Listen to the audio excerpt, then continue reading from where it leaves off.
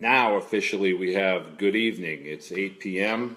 I didn't think we were actually live the last time I was doing it. I was told I was actually taping it so that we could put it onto our page. But the fact that I know that this is actually live and that I've somehow miraculously figured out the world of social media, at least here initially tonight, I say hello to everyone. Tonight, again, reiterate, it might be a little deja vu for anybody that watched a little bit earlier, but we'll let some people get in here online. I want to thank my oldest son tonight. We're representing a little LSU, Louisiana State University, Alexandria. He's the one that kind of coined the phrase Wednesdays with Walt. He's the creative one in the bunch. So I want to thank Kyle for that. Tonight we're going to try to cover two basic topics. We're going to cover ranking player rankings. What are they? Why are they relevant? Are they relevant? Do they matter? That's topic number one. And the other one is there's a variation of the rankings called the showcase rankings. Some of these companies, they come out and you pay a substantial amount of money, you go to a showcase, and then subsequently they rank you not only with players within your immediate area or state, but also within your region and country. And I'm going to explain all that. I'm going to explain whether it's relevant or not, and is it important. But first, I really want to start tonight. I really want people to understand how grateful I am for everybody that reached out. We had college coaches that contacted me this week. We had lots of parents from really all over the country. Got some great questions, had some great dialogue. Heck, we even got one boy to a major Division I university this past weekend. So it's baseball season in my book. Santa's already come down, so let's get ourselves started. And I want to ask anybody that may watch this, whether we're watching it live or you may find your way here via the video. I want to ask yourself, when we were children, I know dinosaurs roamed the earth, and there were no cell phones, and the phones looked like they had big cases and big letters and dials. But we had sandlot baseball. We went out. We had fun. Nobody had to drag us to the ballpark. We got on our bikes. We went down. We played. We played for hours. Those days are long gone for a variety of reasons. The other thing that we had when we were younger is we had great mentors. We had people that were basically passing on the baton of baseball knowledge. In the days of Little League, Little League had coaches that were there for decades. 20, 30, 40 years in some cases. They didn't have children on the team. They were generally older, gruff, very direct, very candid, and the parents didn't worry about that. The other thing we had is we had really good, positive mentors. I know for me personally, I had a gentleman, I had three people in my life as far as it pertained to baseball. One was Paul McGovern, who is the equivalent of Benny the Jet from back in the day. Two was Paul Ruggiero, a young guy that grew up with me in our old neighborhood. Those were kind of the two older guys that I looked up to. But more importantly, I had a great coach at the youth level named Jim Curtin. And Jim was not a swearing, loud guy. He was very positive. And he was genuinely someone that had a passion for the game.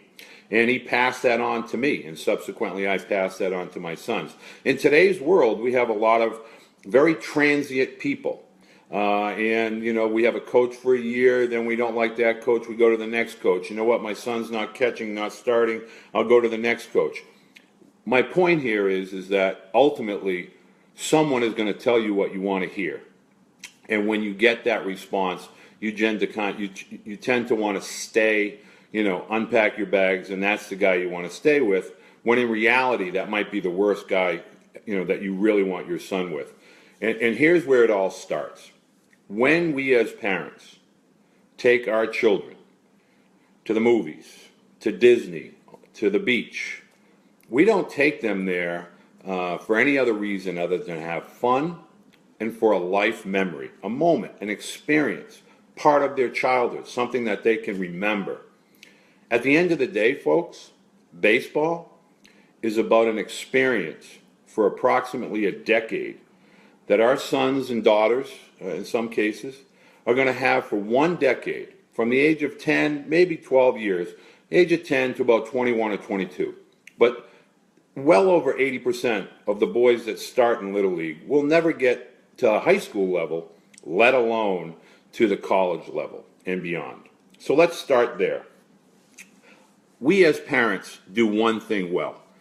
We want to believe in the dream that our sons someday will stand on a big college mound or a professional mound or in a batter's box and be the hero with the bases loaded and nobody else. And I'm telling you now, that is how this whole baseball world begins. Boys have dreams. We as parents want to do everything within our power to let their dreams come true to the best of our abilities. I drank the Kool-Aid.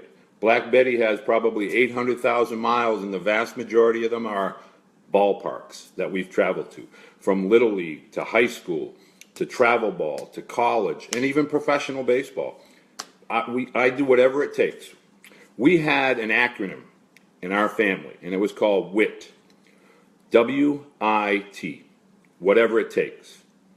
And if I saw that either one of my boys had taken something serious and they had dove into it and they were accountable and they were responsible, my response to them was always WIT, whatever it takes. So us as parents, the vast majority of us, we kind of all feel that same way, especially when the boys are young and we see the light and the twinkle in their eye. So we start taking lessons, and lessons for whatever reason have replaced the basic going in your backyard and playing catch with your buddies, driving to the field to play catch. No. We have to be structured. We have to have half-hour and 1 hour lessons. I'm not a big fan of that until the age of 12 to 13, to be perfectly honest with you, because I had great mentors. I didn't have to put $1 in their pocket in order for them to teach me the game. The other part of this is travel ball, in my opinion, trying to tell an 8-year-old or a 9-year-old that he's going to play 5 games in 2 days, or in some cases 5 games in 24 hours, kind of nuts to me. I'm a big believer in, until the boys are 10, 11, 12, really 12 years old. I can tell you, my boys did not play travel baseball until they were 12. That was just my personal opinion. But everything I tell you, I did. And this is my belief. These are my opinions. And so when we try to make boys that, in some cases, 6, 7, 8, 9, and 10 years old, travel baseball every weekend, 2 practices during the week, all winter long, into the spring, into the fall, we're denying them the ability to be a kid. That's one. 2, have you ever listened to parents at a ball game? Have you ever listened to what they say? Do we think at 8, 9, 10 years old we want this for our kids? I certainly didn't. So we have to start thinking, our priorities when it comes to travel ball. But our topic tonight is rankings, player rankings, and when do they begin? I'm going to tell you they begin at 14 years old. If you go on to any ranking site right now, you're going to look at the brand new released 2019, 2020, which are the 14-year-olds, and in some cases the 2021s, who are 13 years old. Rankings. Here's what rankings mean. I can tell you for every boy that's ever been ranked a top 10, number 1, top 100, whatever number, I promise you when they got to college, all the players in the locker room and coaches looked at him and said, okay, big boy, you're ours now. They don't matter to college coaches and recruiting. They certainly do not matter to other players that play with or against them. And ultimately, with regard to the recruiting services, guess where they start? They start when you decide you're going to subscribe to their monthly mailing list. And when you start to subscribe to their list for $20 or $30 a month over a period of 4 years, in some cases 5 years, if you start adding that money up, and you start thinking about, I'm going to pay $240 to $300 a year for 4 years, and I'm going to read, did they write anything about my son? Where did they rank the guy next door? How's that high school shortstop in the western part of the state? He's not better than my son. And what it does is it creates this, you're involved and you're reading all the blogs and you're reading where the rankings come out 2 or 3 times a year. They're irrelevant. Now, there's a 3-letter company that happens to have the same initials as one of my favorite libations, and they do this thing where they say, all freshmen, you can come to our event for free. Parents, players, you come and you can come for free.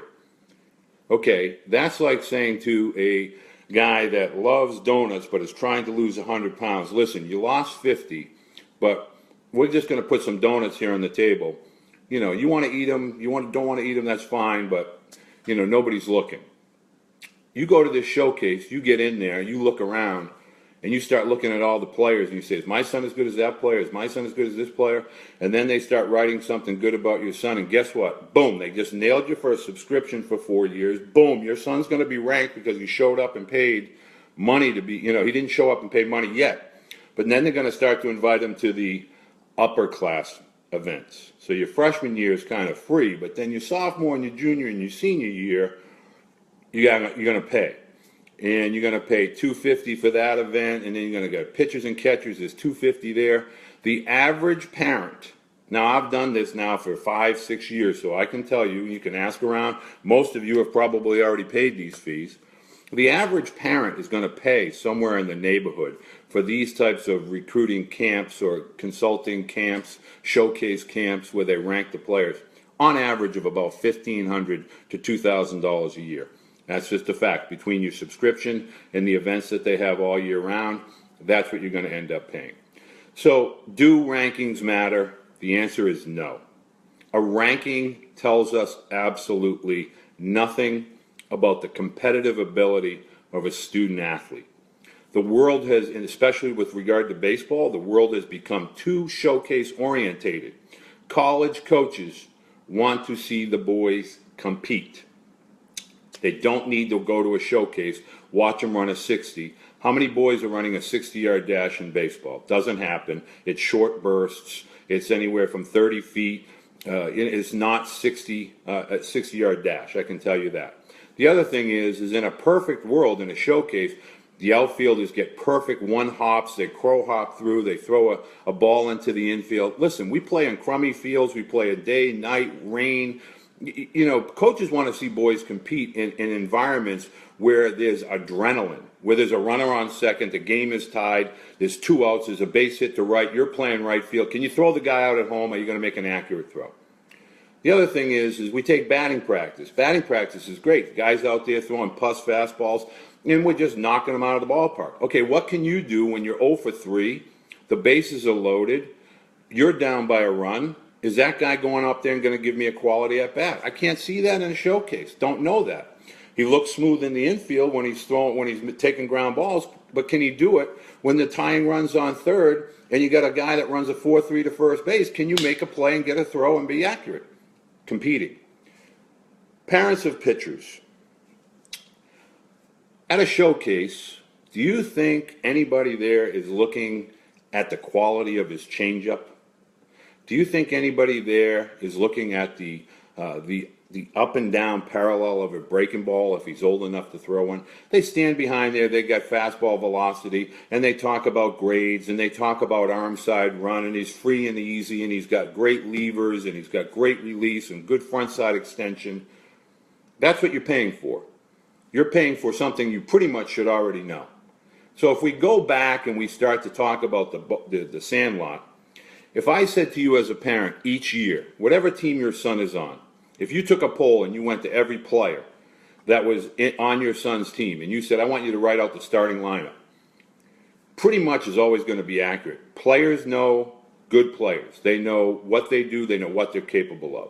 They know how they practice. They know their work ethic. Coaches want to see that. They can't see that at a showcase. And they certainly don't really care about the rankings. And on that point, we're going to use 3 young men today. We're going to use Mason Coppins, we're going to use Riley Hebert, and we're going to use Jared Freilich. Okay, all three of these boys attended a school that cost approximately $12,000 to $15,000 a year to attend. Catholic school. All three boys did not play more than a collective 20 innings in their high school career. Not a year, I'm talking about 20 innings over their high school career did they start and play varsity baseball. They did not play travel baseball. They did not do showcases. They did not do anything with regard to travel baseball as far as the showcase circuit. Mason Coppins, starting center fielder, Northeastern University, on scholarship and full contract to play in the Cape Cod League. Riley Hebert went to Baton Rouge Catholic, now playing at University of Illinois Chicago, went to the Salisbury School as a postgraduate, and is now a starting center fielder for University of Illinois Chicago. Jared Freilich did not do any of the above, and now is at University of Kentucky competing for the opportunity to pitch during his freshman year, and will play summer baseball. My point is don't get consumed with rankings. Rankings mean you're going to pay money for a blog, to read a blog. You're going to pay money to worry yourself to death that they don't recognize your son. He's a high follow. He's a low follow. He's the number 5 player in his state. It's all subject to 2 words: perception and opinions. It doesn't matter. The only opinions that matter are of the college coaches, and it only takes one, and how they feel about your son.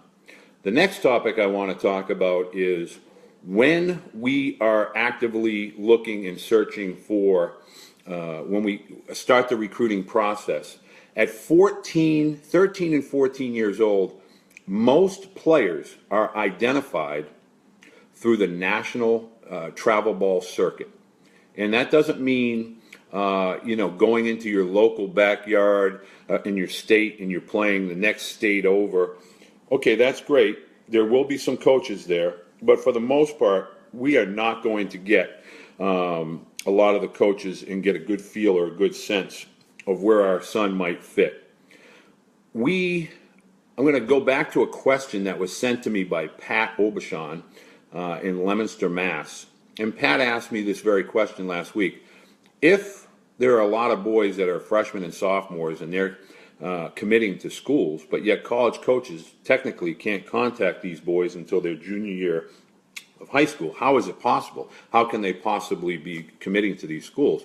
And Pat, it's a great question. One of the things I want to let you know is they see the boys play. Travel baseball, AAU baseball, is becoming antiquated, is becoming old, and here's why. What I prefer to do is exposure baseball. It's very, very different than travel baseball, where your schedule is dictated in certain geographical areas.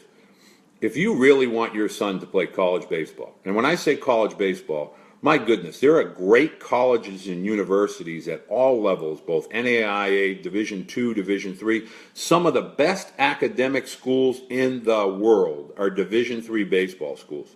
Tufts University, Amherst, Williams, Bates, Bowdoin, Trinity, Emory in Atlanta. I could go on and on. There's a lot of tremendous schools, but because they're Division III, I really want to be a Division I player. I don't even want to talk to Division III. Chase the academics, trade athletic ability for academic excellence. You will never go wrong. So, Pat, the answer to your question is this. When players are out on the summer baseball and they're in New Jersey or they're in Nashville or they're in the Carolinas or the all-important Perfect Game in Georgia, which is the granddaddy of them all. Perfect Game was created specifically so that all of the coaches could come to one place for theoretically and see all kinds of teams from all over the country, and it does serve its purpose.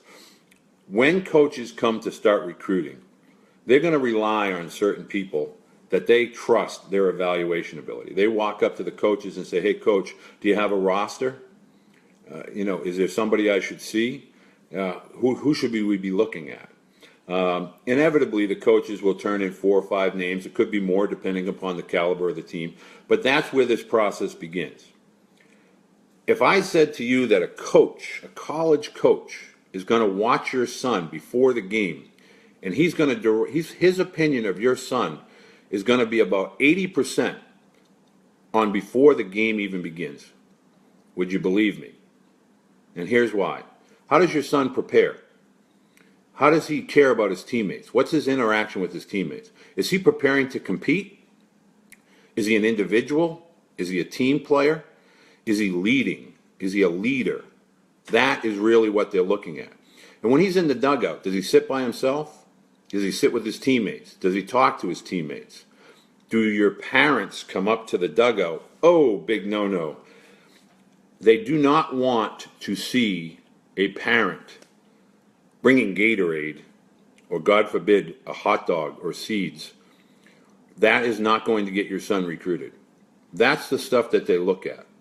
Some other things they look at during the game. If your team is down by a run or two and you're leading off the inning and the count is 3 balls and 1 strike, and you go up and take what I call a money hack, you can't hit a 3-run home run with nobody on. That's the type of thing they want to see. Did you take? Did you make the pitch or throw another pitch in hopes of you might get a walk and get on base? So they want to see the baseball, the respect for the game, your preparation, what we call the caring factor of your teammates, and they want to see how you compete in your instincts and intellect within the game. That's what's going to get you noticed. Then they're going to do some projection. They're going to look for parents. They're going to see his dad tall, his mom tall. They're going to ask for siblings. They're going to get a feel, and then they're going to ask the all-important, what are the grades like?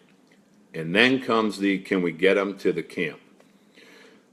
These are the types of things that the college coaches are looking at. They want to see some physicality.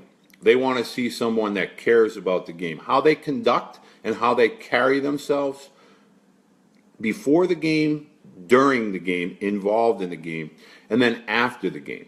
You know, a lot of boys, we lose, and, all of a sudden the uniform comes off in the middle of the field. They put on the flip-flops. They got the shorts on. The hat goes backwards. Ho!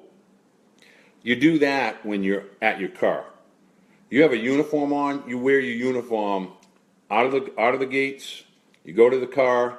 Then you can change. They want to see you have a respect for the game. Now let me ask you this question. As a parent, you buy a house. You buy a car. You take and you get a home inspection, or you have a mechanic inspect the car before you buy the house. Why would you send your sons to any kind of ranking showcases or any type of events without having an inspection, an evaluation to tell you if your son is ready? That's what this whole thing is about. Going back to the 3 boys that I mentioned earlier, Mason, Riley, and Jared. Those 3 boys graduated high school, did not have one college offer, not a junior college, not NAIA, nothing. Nothing. All 3 went to prep school, postgraduate school. All 3 ended up playing Division I baseball. That does not mean the rule of thumb is don't have an offer, go to do a postgraduate. That means what we were able to see there, Mason had foot speed, arm strength. Riley was a 6'3", really broad-shouldered, left-hand hitting outfielder that could run. Jared is 6'6", right-handed pitcher. Didn't have the velocity, didn't have the mechanics. You make the adjustments, boom, opportunity. Parents, the number one thing that we have to remember here is this. We've taken the fun out of the game at a very young age. We're not cheering for our sons at 8, 9, 10. We're listening to parents behind us tell them that he can't hit, throw a strike. We're listening to coaches scream, yell. I've witnessed this in several areas of the country where I see coaches yelling at 8, 9, 10-year-old boys like they were college players, like they're supposed to hit the cutoff man. These boys have a tough time pedaling a bike, let alone throwing a cutoff from the fence to second base bag. Why are we yelling at boys? The louder that we yell doesn't make us, the boys aren't going to say, oh, got you, coach, now I know what you're saying. It doesn't work that way. Why do we want those boys at a showcase at 8, 9, and 10? What are we doing? We don't need to worry about that stuff. We need to let the boys play. I want to make sure that parents understand, they understand baseball is a sport of failure. I can't tell you what it feels like when your son is up and the bases are loaded and he strikes out looking. Ouch, dad doesn't feel good. I had a situation one time and someone was videotaping a game that I was at, my son was up, and it was a big Little League regional playoff. It was, they were going for one of the district titles. And it all worked itself out, but he gets up there, strike one, guys throwing absolute, really BBs, and I'm screaming, swing the bat, and then strike two, he swings and misses. I listen to the video and I'm screaming, like he doesn't want to get a hit. My point is, stop putting pressure on the kids. Stop. It doesn't need to be this intense. At 8 through 12, it should be fun. Little League. You want to play travel ball? Great. Learn the game. Be with a coach that's positive. I thank God I played for a guy named Jim Curtin because he let me play every position.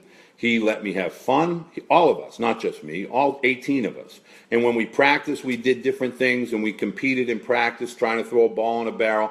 It's about having a passion for the game. It's not about being better than your neighbor or the next door team. That's not what it's about. What you want to do as parents is this. We want to have somebody that has no skin in the game evaluate and say, look, you're on the right path. Or, you know what? I'd rather know sooner rather than later that the game of baseball is probably not going to be, in your son's future as far as college is concerned. But high school, he's going to have fun. He's going to have a blast. It's about camaraderie. I still have friends that I played baseball with since I was 9 years old that we can tell stories about. It's about the development of interacting, learning how to compromise, learning how to compete, structure, routine. Those are the things that baseball teach us. If you have a great coach that's more of a mentor like that, that's the greatest thing that you can ever do for your son.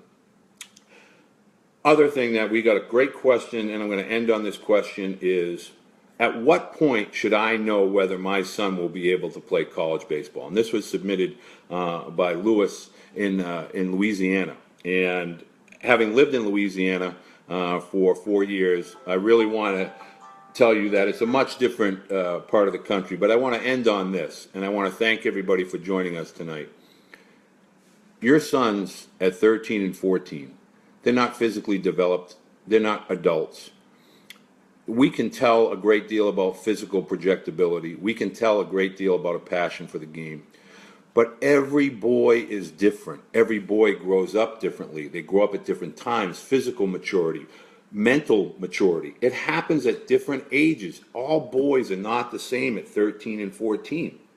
So just because Jimmy is going to LSU at 14 or is getting recruited at 14 doesn't mean that it won't happen for Johnny.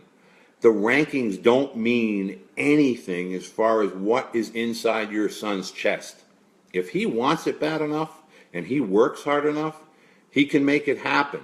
But you need two things. You need an evaluation to somebody to tell you where the deficiencies are and what to polish up. And the last thing they need is a map. You need somebody to be able to say, look, you're chasing the wrong squirrel here. Start focusing in on this. This is what you need to focus on. One step at a time.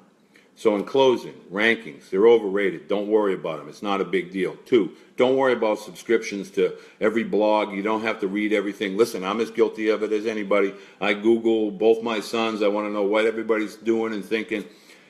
It's the parent in us. I get it. But what you need somebody to be able to look you in the eye and your son in the eye and say, we got this. We can do this. Stay with us.